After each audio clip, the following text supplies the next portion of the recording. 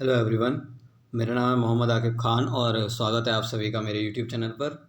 तो आज की वीडियो हम डिस्कस करेंगे इम्पोर्टेंट फार्मूले मैथ्स के लिए, ठीक है, जो आपको हेल्प करेंगे 25 आउट ऑफ 25 स्कोर करने में एक्स ग्रुप के एग्ज़ाम में।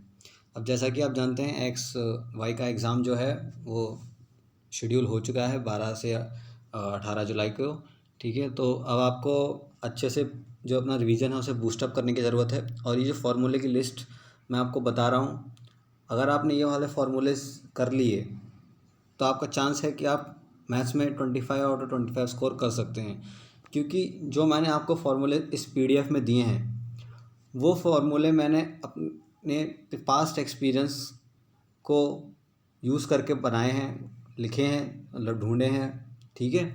तो आप सभी से गुजारिश है कि इस पीडीएफ को आप ज़रूर कर लीजिए, जो एक्स ग्रुप के बच्चे हैं जिन्होंने एक्स ग्रुप का भरा है, ठीक है। आप सभी से गुजारिश है कि ये पीडीएफ आपको टेलीग्राम पे मिल जाएगी। अगर आपने अभी तक हमारे टेलीग्राम ग्रुप को ज्वाइन नहीं किया है तो नीचे डिस्क्रिप्शन में उसका लिंक दिया हुआ है।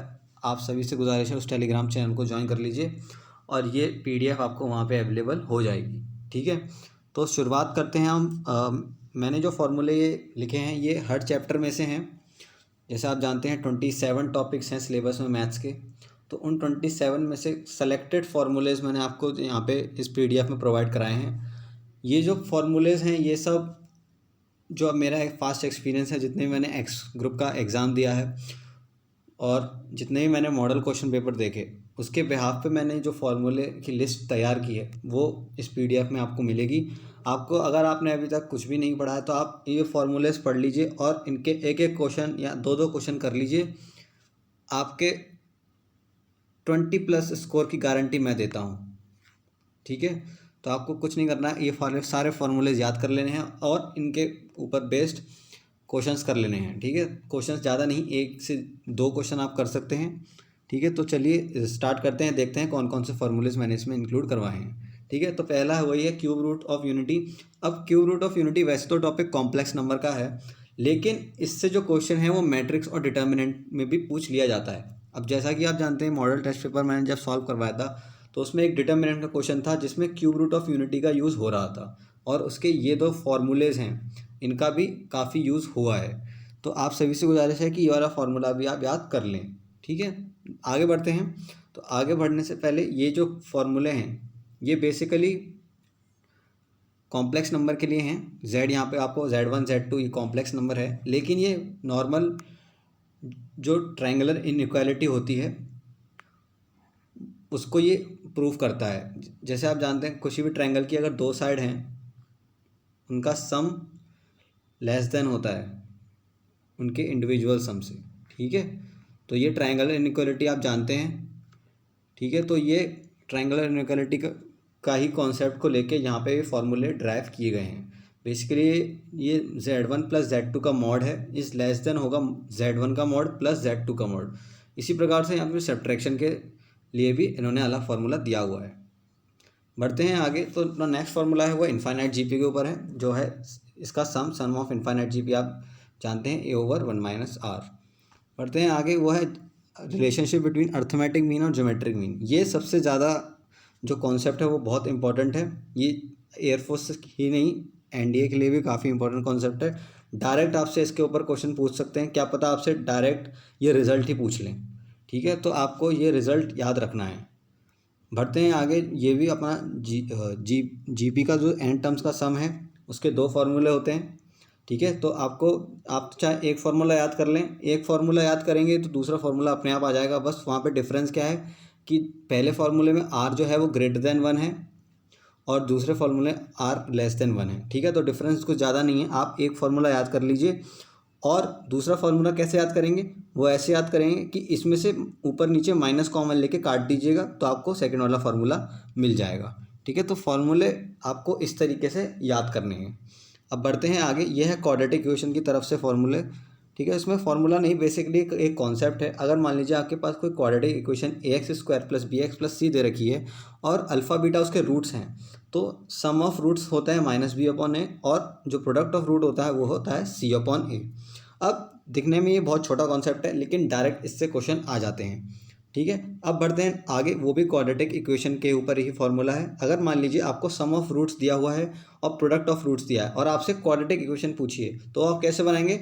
वो इस फॉर्मूले से बनाएंगे। इसका फॉर्मूला क्या है? X square minus alpha plus beta यानी सम, और into x plus alpha beta यानी प्रोडक्ट। ठीक है, तो अगर आपको प्रोडक्ट और सम वाले फॉर्मूले याद होंगे तो आप आराम से क्वाड्रेटिक इक्वेशन बना सकते हैं। नेक्स्ट बढ़ते हैं आगे, तो उसमें है एक बाइनोमियल थ्योरम। तो बाइनोमियल थ्योरम का जनरल एक्सपेंशन जो है वो कुछ इस प्रकार का होता है, और जो मिडल टर्म वाले फॉर्मूले होते हैं वो आपसे काफ़ी पूछने के जाने के चांसेस ज़्यादा हैं। अगर मान लीजिए आपका एन जो है वो इवन हुआ तो उसका मिडल टर्म लाई करेगा, वो होगा n/2 प्लस 1th टर्म।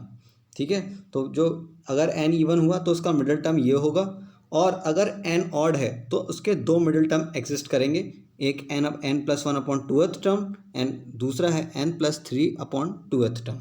ठीक है, तो ये फॉर्मूले भी काफ़ी इंपॉर्टेंट हैं, तो आपको ये फॉर्मूले याद कर लेने हैं। बेसिकली इस पीडीएफ में मैंने वही फॉर्मूले सेलेक्ट किए हैं जिनसे क्वेश्चंस आने के चांसेस ज़्यादा हैं। ठीक है, तो आप सभी से गुजारिश है कि कुछ बंद कीजिए, आप बस ये पीडीएफ के फॉर्मूले याद कर लीजिए और इनके ऊपर बेस्ड एक दो क्वेश्चंस लगा लीजिए, बस आपका काम हो जाएगा। मैथ्स आप इस इतने में भी आप मैथ्स 20+ स्कोर तो आप एटलीस्ट ले ही आएंगे, ये मैं आपको गारंटी दे रहा हूँ अभी भी। ठीक है, आगे बढ़ते हैं। तो अब आता है सबसे इम्पोर्टेंट फार्मूला। अब मैंने कुछ फार्मूलेज में मोस्ट इम्पॉर्टेंट या इम्पॉर्टेंट भी मेंशन किया है, तो आप उन फार्मूलेज को तो आप ये समझ लीजिए कि उससे आपको क्वेश्चन मिलेगा ही मिलेगा। तो ये जो फार्मूला है पास्कल्स लॉ, ये सबसे ज़्यादा इंपॉर्टेंट है, और आपने इस फार्मूले को मॉडल टेस्ट पेपर वाली वीडियो में भी मैंने आपको बताया था कि कितना इंपॉर्टेंट है। ठीक है, तो ये फार्मूला आपको याद कर लेना है, चाहे आप बाकी दो फार्मूले याद ना करें, लेकिन ये फार्मूला आप ज़रूर याद करिए। वो फार्मूला है NCR प्लस NCR-1 का जो सम होगा वो बराबर होगा n+1 CR के।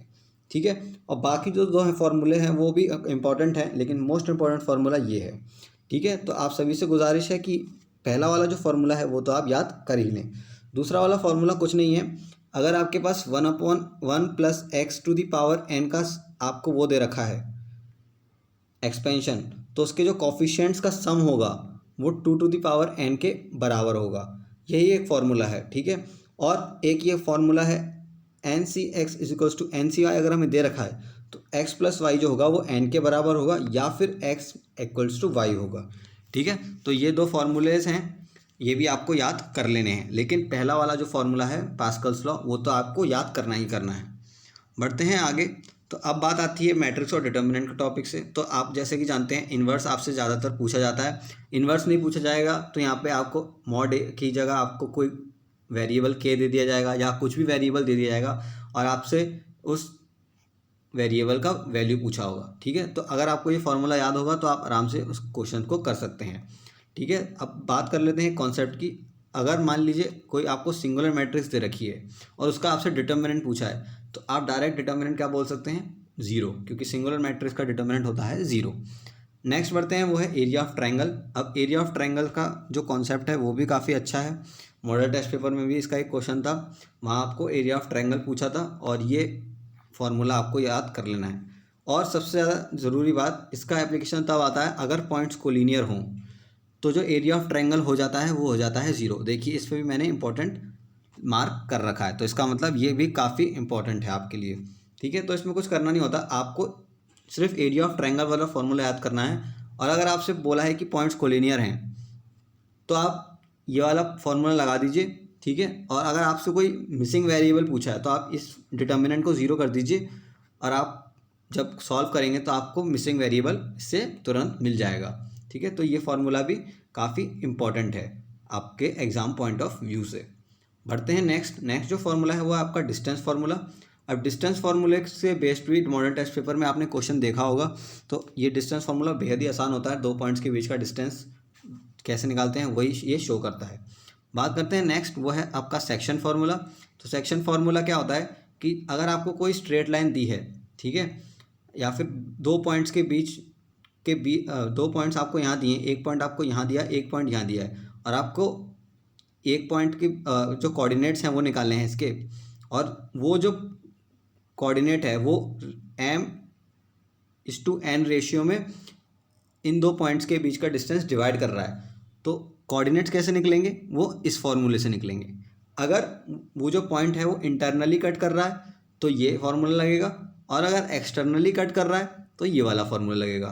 ठीक है, तो आप सभी से गुजारिश है कि ये फार्मूले याद कर लीजिए, दोनों सेक्शन फार्मूले, क्योंकि ज़्यादातर देखा गया है कि यहाँ पे आपसे सिंपल आपसे बस जो बीच का कोऑर्डिनेट होता है वो पूछ लिया जाता है, और आपको बस ये डायरेक्ट फार्मूला लगा देना होता है।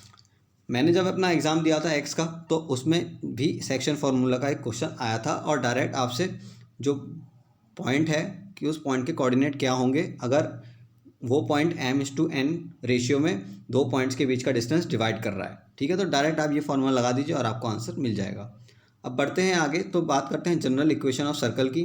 तो इसमें कुछ नहीं करना, आपको बस इक्वेशन ऑफ सर्कल जनरल वाली याद कर लेनी है और सेंटर और रेडियस याद कर लेने हैं। डायरेक्ट आपसे इसके ऊपर क्वेश्चन पूछा जा सकता है, कोई आपसे टेंजेंट ऑफ सर्कल नहीं पूछेगा, आपसे बस सेंटर और रेडियस ही पूछ सकते हैं। ठीक है, डायरेक्ट आप इक्वेशन ऑफ सर्कल जो स्टैंडर्ड फॉर्म होती है वो याद कर लीजिए, और सेंटर और रेडियस का फॉर्मूला आपको जो मैंने दिया है वो आप याद कर लीजिए, तो आपका काम हो जाएगा।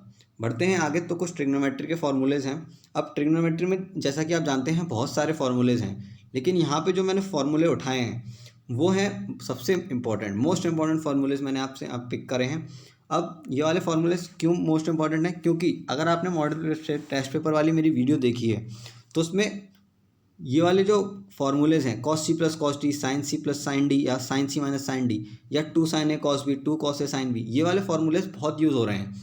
ठीक है, तो आप सभी से गुजारिश है कि कम से कम ट्रिग्नोमेट्री में आप ये 8 फॉर्मूलेज़ तो लर्न कर लीजिए, क्योंकि इससे आपको प्रोडक्ट वाले क्वेश्चंस करने में बहुत हेल्प मिलेगी।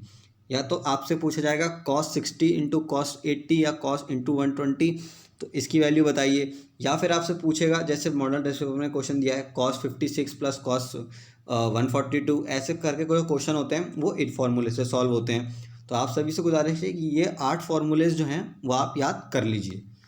बढ़ते हैं आगे, तो ये है कुछ इन्वर्स ट्रिग्नोमेट्री के फॉर्मूले। ये भी आप ये इन्वर्स ट्रिग्नोमेट्री में क्या होता है कि आपसे डायरेक्ट डोमेन और रेंज पे क्वेश्चन पूछे जाते हैं।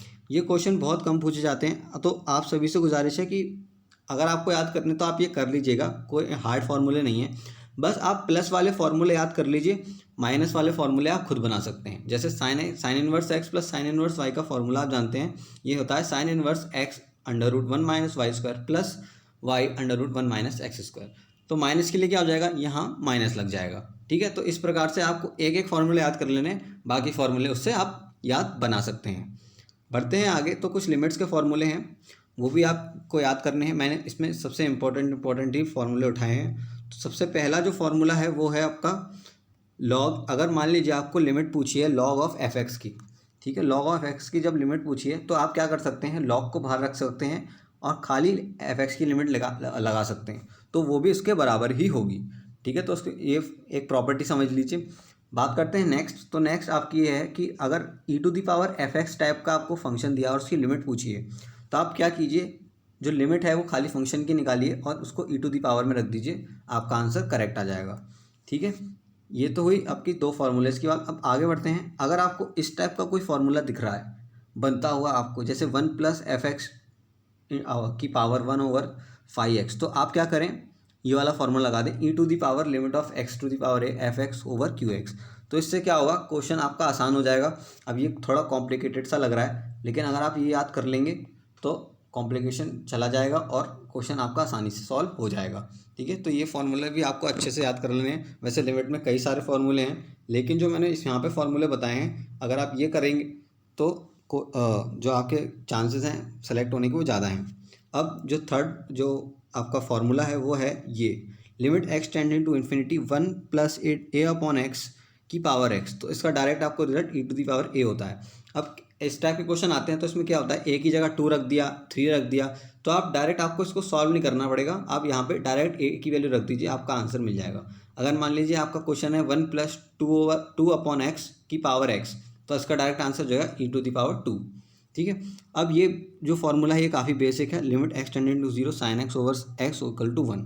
अब ये फार्मूला सबको याद रहता है, लेकिन इसका जो ये वाला फार्मूला होता है, अगर मान लीजिए x इन्फिनिटी की तरफ चला गया तो इसका क्या रिजल्ट होगा, तो उसका रिजल्ट होगा 0। ठीक है, तो आपको ये दोनों फार्मूले मैंने इसलिए बताया ताकि आप एक से दूसरे को रिलेट कर सकें और उसका जो रिजल्ट है वो याद कर सकें।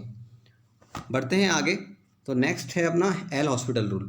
अब एल हॉस्पिटल रूल ये जो होता है ये इंपॉर्टेंट है, जैसा कि मैंने इसमें मेंशन कर दिया है, ये सबसे ज़्यादा इंपॉर्टेंट है।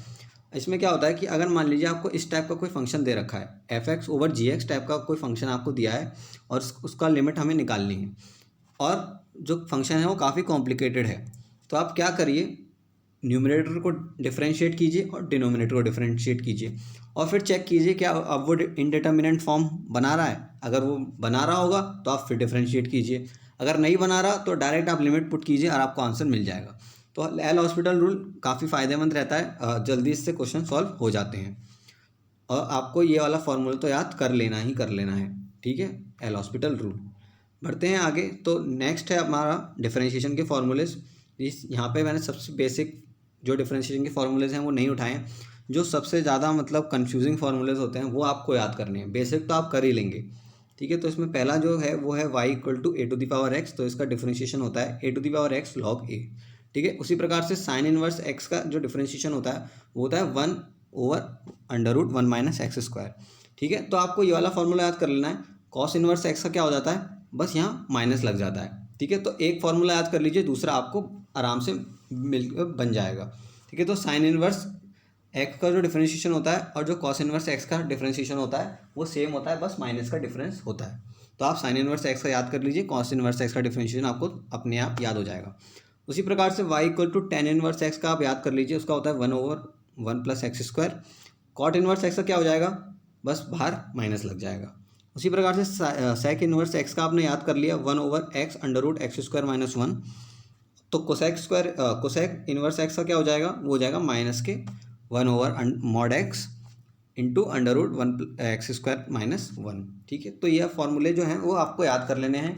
ये मैंने जो फॉर्मूले उठाए हैं ये काफ़ी इजी हैं, आपको ये वाले बेसिक 3 फार्मूले याद कर लेने हैं। बाकी जो इसके जो ट्रिग्नोमेट्रिक इन्वर्स ट्रिग्नोमेट्री है वो आपको अपने आप याद हो जाएगी। बढ़ते हैं आगे। कुछ इंटीग्रेशन के फार्मूलेज हैं। ये इंटीग्रेशन के फार्मूलेज काफ़ी यूज़ होते हैं, ये area of under the curve में काफ़ी यूज़ होता है फार्मूला, ठीक है। तो ये वाला फार्मूला आप अच्छे से याद कर लीजिएगा, √a² - x² का इंटीग्रेशन, ठीक है। ये क्वेश्चन जब आप प्रैक्टिस करेंगे तो आपको ये आसानी से याद हो जाएंगे, ठीक है। नेक्स्ट बढ़ते हैं, वो बाकी जो फार्मूलेज हैं वो भी आपके इंडेफिनेट इंटीग्रल्स की तरफ से हैं। तो आपको ये वाले जो बेसिक मैं फार्मूलेज इस PDF में दे रहा हूँ आपको बस वो याद कर लेने हैं और कुछ नहीं करना है। अब ये वाला फार्मूला भी काफ़ी इंपॉर्टेंट है। अगर आपको इस टाइप का कोई फंक्शन दिख रहा है तो आप डायरेक्ट उसका इंटीग्रेशन e⁴x × fx + c कर सकते हैं, ठीक है। तो बढ़ते हैं आगे। तो ये है लेबनीज़ रूल, ये भी इंपॉर्टेंट है लेकिन इससे क्वेश्चन बहुत कम आते हैं, ठीक है। लेकिन आपको फिर भी ये एक बार पढ़ लेना है। अगर मान लीजिए आपको इंटीग्रेशन दिया हुआ है और आपको उसका डिफरेंशिएशन निकालना है तो वो कैसे करेंगे, वो इस तरीके से करेंगे, ठीक है। तो ये आपको फार्मूला तभी याद हो पाएगा जब आप इस टाइप के क्वेश्चंस करेंगे, और इस टाइप के क्वेश्चंस मेरे हिसाब से बहुत कम आते हैं, ठीक है। तो आप इसको स्किप भी कर सकते हैं। बढ़ते हैं आगे। तो ये डेफिनेट इंटीग्रल की प्रॉपर्टीज़ के ऊपर कुछ फार्मूलेज हैं। तो पहला फार्मूला है कि अगर आपको -a fx dx का इंटीग्रेशन करना है और मान लीजिए fx ऑड हुआ तो डायरेक्ट आप आंसर उसका 0 लिख सकते हैं, और अगर fx इवन हुआ तो उसका इंटीग्रेशन हो जाएगा 2 × 0 to a fx dx।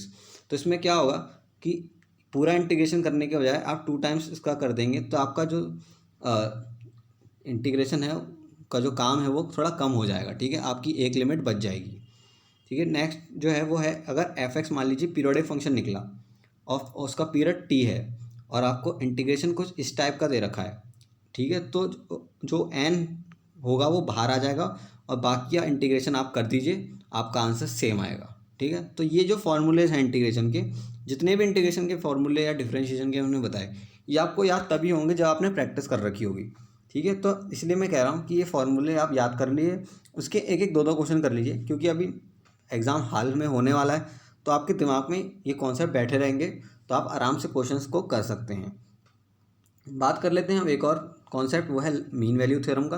तो मीन वैल्यू थ्योरम में आपसे डायरेक्ट कोई सी की वैल्यू पूछ सकते हैं, तो आपको मीन वैल्यू थ्योरम भी याद होनी चाहिए, ठीक है। बात करते हैं प्रोबेबिलिटी का बेसिक। तो बेसिक फार्मूला ही आपको प्रोबेबिलिटी में बस याद कर लेना है, वो होता है number of favourable outcomes upon total number of possible outcomes. और उसकी कंडीशन क्या होती है, कंडीशन ये होती है कि जो प्रोबेबिलिटी ऑफ इवेंट होता है वो 0 से 1 के बीच में ही लाई करता है, ठीक है। ये भी इम्पॉर्टेंट है क्योंकि डायरेक्ट आपसे ये रिज़ल्ट भी पूछा जा सकता है। ठीक है, मेरे एक एग्ज़ाम में आया था, अब मुझे याद नहीं कौन से वाले ईयर में आया था, लेकिन ये डायरेक्ट पूछा गया था कि प्रोबेबिलिटी ऑफ इवेंट किस इंटरवल में लाई करती है। 4 ऑप्शन दिए थे और इसका करेक्ट आंसर ये है। ठीक है, तो आपको ये भी याद कर लेना है। ठीक है, नेक्स्ट बढ़ते हैं स्टैटिस्टिक्स के फॉर्मूलेज़ की तरफ। तो उसका पहला फॉर्मूला है मीन का। मीन तो सभी जानते हैं, बचपन से निकालते हैं। मीन मतलब एवरेज होता है। ठीक है, बात करते हैं वेरिएंस की। तो वेरिएंस का फॉर्मूला आप जैसे जानते हैं, मॉडल टेस्ट पेपर में भी हमने किया था। तो कुछ नहीं करना है, मीन निकाल लेना है पहले, और बाकी जितने भी उसके बाद जो आपके जितने टर्म्स हैं उसमें से माइनस मीन को माइनस करके उनका स्क्वायर का सम कर देना। ठीक है, तो वो आप जब ये फॉर्मूला देखेंगे तो आप समझ जाएंगे कि मैं क्या कहना चाह रहा हूँ। पहले आप मीन निकाल लीजिए और फिर जितने भी टर्म्स दिए हैं उनमें से माइनस कर दीजिए और फिर उनका स्क्वायर कर दीजिए और फिर सबका सम कर दीजिए, तो वो वेरिएंस निकल आएगा। और स्टैंडर्ड डेविएशन कैसे निकलेगा, वो अंडर रूट ऑफ वेरिएशन हो जाए वेरिएंस हो जाएगा। ठीक है, तो बस आपको एक फॉर्मूला याद कर लेना है वेरिएंस का, बाकी स्टैंडर्ड डेविएशन तो आपका निकल आएगा ही। नेक्स्ट बढ़ते हैं, वो है आपका relation between mean, mode and median. तो ये फॉर्मूला भी काफ़ी इंपॉर्टेंट है, इसके ऊपर बेस्ड क्वेश्चन नहीं आते, लेकिन यही क्वेश्चन बन के आ जाता है। अब क्या है कि mode equals to 3 median minus 2 mean दे रखा है। तो आपसे क्या करेंगे, आपसे मीडियन पूछ लेंगे कि मीडियन कैसे निकालेंगे अगर आपको मोड और मीन दिया हुआ है। तो अगर आप ये वाला फॉर्मूला याद करेंगे तो आप क्या कर सकते हैं, इसको रीशफलिंग कर सकते हैं। इससे आप मीडियन भी निकाल सकते हैं और इससे मीन भी निकाल सकते हैं। ठीक है, तो आपको एक फार्मूला मोड का याद कर लेना है। तो फिर मीडियन निकालने का क्या करेंगे, 2 मीन को इस साइड ले जाएंगे और 3 को डिवाइड कर देंगे, तो इससे मीडियन निकल आएगा। उसी प्रकार से अगर मीन निकालना है तो क्या करेंगे, इस 3 मीडियन को इस तरफ ले जाएंगे और माइनस के जो 2 है वो नीचे क्रॉस मल्टीप्लाई हो जाएगा, तो इससे मीन निकल आएगा। ठीक है, तो आपको क्या कुछ करना नहीं है, बस एक ये वाला फॉर्मूला याद कर लेना है, mode equal to 3 median minus 2 mean. बाकी 2 फॉर्मूले आप इससे डिराइव खुद कर सकते हैं एग्जाम टाइम में। ठीक है, अब बात कर लेते हैं लीनियर डिफरेंशियल इक्वेशन। ये सबसे ज़्यादा इंपॉर्टेंट है। ठीक है, अब जब आप डिफरेंशियल इक्वेशन पढ़ते हैं उसमें आप सेपरेशन ऑफ वेरिएबल और होमोजीनियस पढ़ते हैं, लेकिन जो सबसे ज़्यादा क्वेश्चन पूछा जाता है वो लीनियर डिफरेंशियल इक्वेशन के ऊपर पूछा जाता है। आपसे पूरा सॉल्व नहीं करवाएंगे, आपसे इंटीग्रेटिंग फैक्टर पूछ लेंगे। ठीक है, या फिर डायरेक्ट आपको सॉल्यूशन दिया होगा और आपसे उसमें पूछेंगे कि इसमें पी क्या है, क्यू क्या है। ठीक है, तो इस टाइप के क्वेश्चन आते हैं डिफरेंशियल इक्वेशन से। अब हमारा एक जो टॉपिक रह गया वो है कोनिक सेक्शन। तो कोनिक सेक्शन काफ़ी वास्ट है, तो इसलिए मैंने उसके सारे फार्मूले एंड में दे रखे हैं। तो वो तो आपको याद करने ही करने हैं, क्योंकि कुछ नहीं जानता मैं उसमें कि कौन सा का चीज़ पूछ ली जाए। ठीक है, क्योंकि सारे जो चीज़ें होती हैं वो इंटर रिलेटेड होती हैं। ठीक है, अब मान लीजिए इसेंट्रिसिटी पूछी, तो इस जो इसेंट्रिसिटी के लिए आपको लेंथ ऑफ मेजर एक्सिस और माइनर एक्सिस भी पता होनी चाहिए। ठीक है, तो इसलिए मैंने बाकी जो चैप्टर्स हैं उसमें तो मैंने आपके फार्मूले सारे छांट के आपको अलग करके दे दिए, लेकिन ये वाले जो फार्मूलेज हैं कोनिक सेक्शन के, ये आपको याद करने ही करने होंगे। ठीक है, इसमें आपको कोई शॉर्टकट नहीं दे सकता मैं, आपको ये सारे रिजल्ट्स आपको याद करने ही हैं, क्योंकि सारे इंटर रिलेटेड हैं। तो एक भी अगर स्किप करूँगा मैं तो आप आगे आपको वो रिजल्ट समझ में आएंगे नहीं। ठीक है, तो कोनिक सेक्शन वाले आपको याद करने हैं, और बाकी जितनी मैथ्स है उसके जो फार्मूलेज हैं वो मैंने इस पीडीएफ में दे रखे हैं और थोड़ा बहुत आपको समझा भी दिया है। ये पीडीएफ आपको टेलीग्राम के चैनल पर मिल जाएगी, तो आप सभी से गुजारिश है वहाँ पर आप टेलीग्राम चैनल को ज्वाइन करिए और इस पीडीएफ का लाभ उठाइए। ये पीडीएफ आपको 25 आउट ऑफ 25 स्कोर करने में हेल्प करेगी, क्योंकि ये जो पीडीएफ है वो मैंने खुद बनाई है, अपना पास्ट एक्सपीरियंस को याद करके बनाई है कि कौन कौन से क्वेश्चन मेरे टाइम पे आए थे, किस फॉर्मूले को ज़्यादा तवज्जो दी जाए। ठीक है, मॉडल टेस्ट पेपर का भी मैंने एनालिसिस किया, तो देखा उसमें जो मॉडल टेस्ट पेपर में क्वेश्चंस आए थे उनसे रिलेटेड जो फार्मूलेज हैं वो भी इसमें हैं, और मेरा जो पास्ट एक्सपीरियंस का जो मेरी जो मेमोरी रिलेटेड जो फार्मूलेज हैं वो भी इसमें हैं। ठीक है, तो आप सभी से गुजारिश है इन फार्मूलेज को ज़रूर पढ़ लीजिएगा, ताकि आप 25 आउट ऑफ 25 एक्स ग्रुप के एग्ज़ाम में स्कोर कर पाएँ। ठीक है, वीडियो को पसंद आई तो प्लीज़ वीडियो को लाइक कर दीजिएगा, शेयर कर दीजिएगा अपने दोस्तों के साथ, और प्लीज़ चैनल को सब्सक्राइब कर दीजिएगा। ठीक है, थैंक यू।